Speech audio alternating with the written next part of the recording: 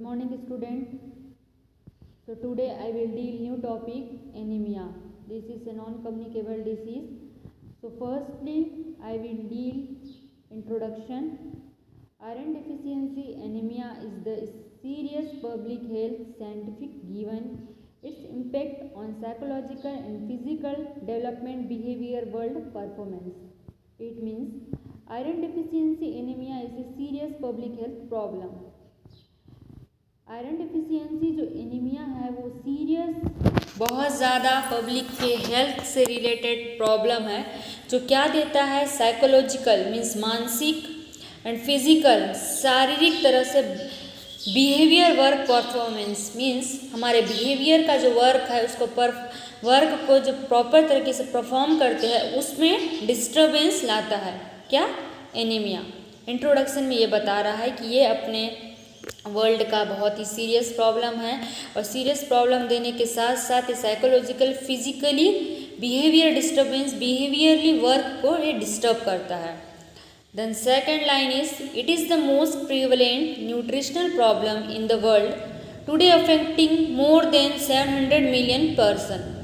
It is the most prevalent nutritional problem. अरे क्या है, न्यूट्रिशन से रिलेटेड ये एक प्रॉब्लम है, ये हमारे पूरे वर्ल्ड का है। आज की गणना में देखें तो ये हमारे न्यूट्रिशन से रिलेटेड बहुत ही बड़ा प्रॉब्लम है और ये क्या होता है, इसमें 700 मिलियन जो पर्सन है वो अफेक्टेड है एनीमिया से। So introduction is clear. Then definition first definition anemia is a condition of having a lower than normal number of red blood cell or quantity of hemoglobin. Anemia diminishes the capacity of the blood to carry oxygen. It means anemia एक ऐसा condition है जिसमें जो red blood cell का quantity होता है वो बहुत ही ज़्यादा कम होने लगता है हमारे बॉडी में। Lower and normal number, normal जो रेंज है उससे कम होने लगता है। इससे क्या होता है, और जो सेल क्या होता है, रेड ब्लड सेल ऑक्सीजन को कैरी करके रखता है। जब ये रेड ब्लड सेल हमारे ब्लड में प्रेजेंट ही नहीं रहता तो क्या होता है, हमारे बॉडी में प्रेजेंट नहीं रखता तो जो रेड ब्लड सेल है ऑक्सीजन कैरी नहीं कर पाता है। इस कंडीशन को क्या कहते हैं, एनीमिया कहते हैं। डिमिनिश्ड माने बहुत ही कमी हो जाना। एनीमिया एक ऐसा कंडीशन है जिसमें रेड ब्लड सेल की जो क्वांटिटी है वो बहुत ही कम होने लगती है, जिसके कारण ऑक्सीजन की कमी होने लगती है, ऑक्सीजन कैरी नहीं कर पाता है। इस कंडीशन को हम एनीमिया कहते हैं। The next definition, a medical condition in which there are not enough red cell in the blood. ये एक मेडिकल कंडीशन है जिसमें क्या होता है, जो रेड ब्लड सेल है वो बहुत ही ज़्यादा नहीं रह पाते हैं, इनफ हमारे बॉडी में जितने नीड है उतना नहीं बन पाता है रेड ब्लड सेल हमारे बॉडी में। इस कंडीशन को हम एनीमिया कहते हैं। The next is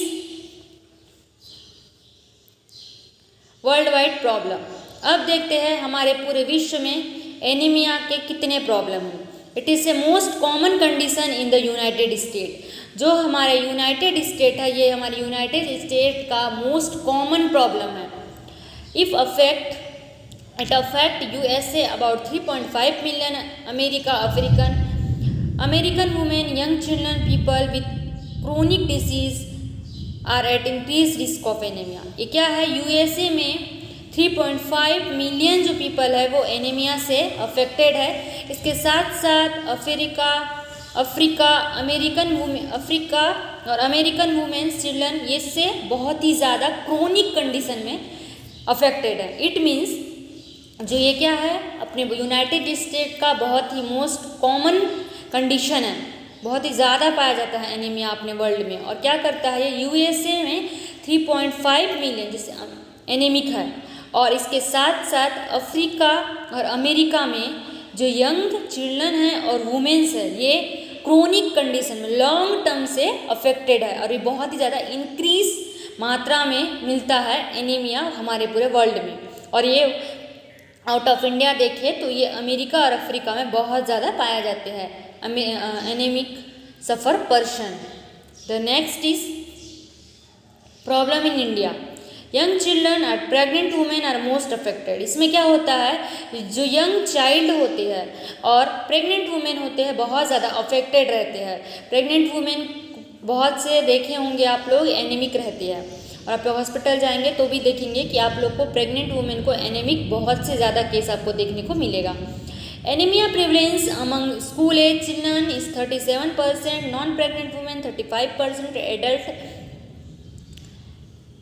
80%। It means anaemic जो हमारे इंडिया में है, चिल्ड्रन और प्रेग्नेंट वुमेन बहुत ज़्यादा अफेक्टेड रहते हैं हमारे इंडिया में। और एनीमिया से जो स्कूल चिल्ड्रन है, स्कूल एज चाइल्ड है, वो 37% अफेक्टेड है। नॉन प्रेग्नेंट वुमेन जो लेडीज़ है, जो प्रेग्नेंट नहीं है, वो 35% अफेक्टेड है। और एडल्ट जो मेन है वो 80% अफेक्टेड है। The next is causes. अब देखते हैं क्या क्या कारण है एनीमिया के। First, genetic factor. अगर पर्सन के, पेशेंट के फैमिली मेम्बर्स में किसी को प्रेजेंट है, जैसे कि उनके पेरेंट्स को है, तो वो one generation to other generation transfer होता है और ये जेनेटिक फैक्टर शो करता है। Next, menstruational bleeding. अगर मदर को बहुत ज़्यादा ब्लीडिंग होता है, हैवी मेंस्ट्रुएशनल ब्लीडिंग होता है, तो ब्लड बहुत ज़्यादा फ्लो होता है, जिसके कारण क्या होता है, मदर एनीमिक हो जाती है। आयरन डेफिशिएंसी एनीमिया, ये एक ऐसा कंडीशन है जब हमारे बॉडी में सफिशिएंट अमाउंट में आयरन, सोडियम की कमी होती है, तब क्या होता है, ये एनीमिया कॉज करता है। Cancer causing anaemia. अगर किसी शरीर पेशेंट को ब्लड कैंसर है तो उसके बॉडी में ब्लड सफिशिएंट नहीं बन पाता है, इस कंडीशन में भी पर्सन एनीमिक होता है और ये कंडीशन भी एनीमिया कॉज करता है। Excessive bleeding. अगर किसी पर्सन का इंजुरी हुआ है, एक्सीडेंट हुआ है, बहुत ज़्यादा उसकी ब्लीडिंग हो चुकी है, उसके पूरे होल बॉडी का ब्लड फ्लो हो चुका है, इस कंडीशन में भी एनीमिया कॉज करता है। नेक्स्ट, अब देखते हैं क्लिनिकल मैनिफेस्टेशन। क्या क्या चीज़ एनीमिक पर्सन को देखने को मिलते हैं, क्या क्या सिम्टम हमको दिखाई देता है। Breathing difficulty. ब्लड की कमी के कारण पर्सन को ऑक्सीजन सफिशिएंट नहीं मिल पाता है, जिसके कारण क्या होता है, उसको ब्रीथिंग डिफ़िकल्टी होता है। पेल स्किन। पेल मीन्स एकदम सुखड़ा सुखड़ा येलोइश टाइप से स्किन हो जाता है ब्लड की कमी के कारण। एनोरेक्सिया। पर्सन को क्या होता है, भूख नहीं लगता। एनोरेक्सिया का मीन्स होता है loss of appetite. Fatigue. Fatigue means थकान महसूस होता है। Conjunctive pallor. हमारा जो कंजक्टाइवा है, हमारा जो आंखों का कंजक्टाइवा है, वो पैल हो जाता है, पेलोर दिखाई देता है, येलोइश डिस्कलरेशन दिखाई देता है। Yellowish of eyes. और क्या होता है, येलो दिखाई देता है हमारा आई। वीकनेस, बहुत ज़्यादा थकान महसूस होता है। हाइपोटेंशन। जो बीपी है हमारा वो बहुत ही ज़्यादा लो हो जाता है। Change stool colour. और क्या होता है, हमारा जो टॉयलेट है, स्टूल है, उसका कलर भी ऑटोमेटिक चेंज हो जाता है। माउथ में अल्सर आने लगते हैं। जॉन्डिस। क्या होता है, ब्लड की कमी हो जाती है, बिलिरुबिन का लेवल बढ़ जाता है और हमारे पूरे बॉडी में जॉन्डिस कॉज करता है। Rapid heart rate. और क्या होता है, हमारा जो हार्ट रेट है वो इरेगुलर रहता है। Chest pain. हमारे चेस्ट में सफिशिएंट, हमारे हार्ट में ब्लड फ्लो प्रॉपर नहीं हो पाता है, ब्लड की कमी के कारण चेस्ट पेन जैसे सिम्टम दिखाई देते हैं।